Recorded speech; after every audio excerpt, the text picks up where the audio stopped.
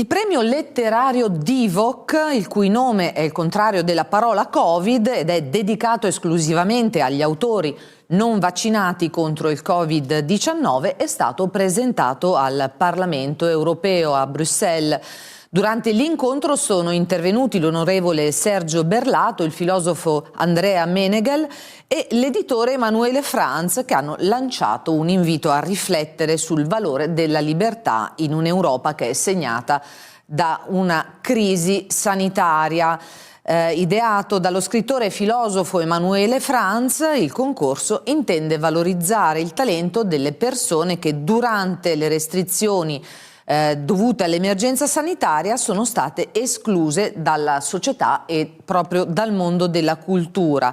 Giunto alla terza edizione, il premio è ora aperto a partecipanti di tutto il mondo ed è sostenuto da figure di spicco della cultura e della politica italiana, tra cui ci sono Vittorio Sgarbi, Giorgio Agamben, Francesco Benozzo e Diego Fusaro. Il termine per iscriversi al concorso è il prossimo 31 dicembre. Il bando per partecipare appunto al concorso letterario Divock è sul sito audaxeditrice.com.